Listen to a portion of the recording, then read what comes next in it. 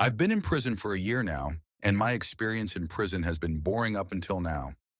I got put in prison for attempted burglary, and I have been using the prison phone to keep in contact with my family. There are lots of prisoners who need the prison phone to talk to their loved ones. Most fights in here happen over one prisoner taking too long on the phone. I am usually very good, and I try not to take up too much time. My wife is disappointed in me, and my children are still too young to understand. As I called my family from the prison phone, the line was very long that day. Lots of prisoners wanted to use the phone. As soon as I called my wife, a stranger answered the phone. He was laughing, and he told me that he had my wife and children all tied up. He told me that if I alerted anyone, then he'd kill them.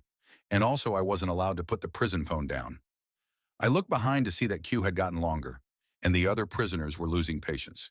One guy shouted, "How long you gonna take, man?"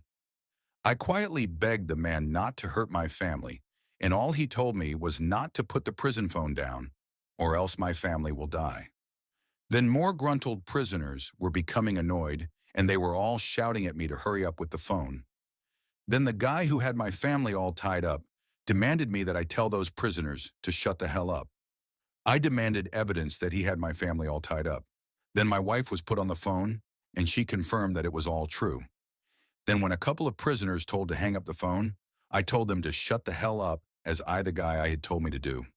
Then I started getting punched, kicked and kneed in the back from the other angry prisoners demanding me to cut the phone line.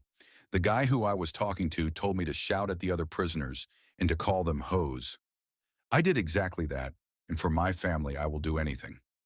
Then I had gang of prisoners all ganging up on me and wanting to kill me now. One guy stabbed me multiple times, and instead of falling or collapsing, the guy on the other end of the phone said, "As long as you are on the phone, you will not die or collapse. Keep verbally abusing them." And I did just that, and for 2 hours I was still standing with heavy bleeding.